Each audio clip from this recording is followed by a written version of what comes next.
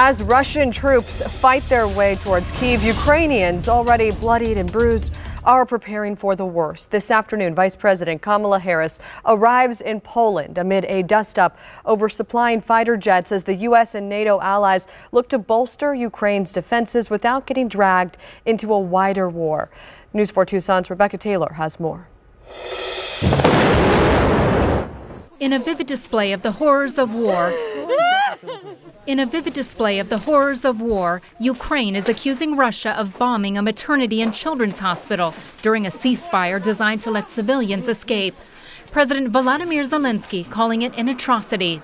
It comes as Vice President Kamala Harris travels to Poland for a trip meant to show unity with allies, but complicated by a public disagreement over arming Ukraine with fighter jets.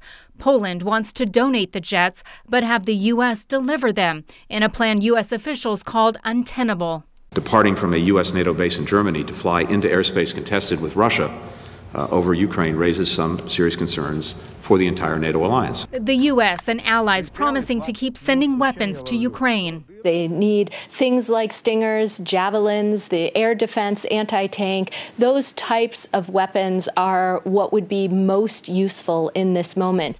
Secretary of State Antony Blinken stressing he's convinced Russian President Vladimir Putin will fail, noting his increasing isolation as Western leaders step up sanctions and many of the world's biggest companies pull out of Russia.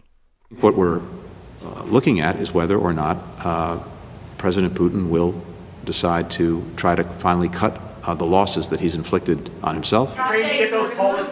President Biden looking to cut the pain here at home as a U.S. ban on Russian oil sends soaring gas prices even higher. On Capitol Hill, close to $14 billion in defense and humanitarian aid for Ukraine working its way through Congress as part of a massive spending bill. Rebecca Taylor, News 4 Tucson.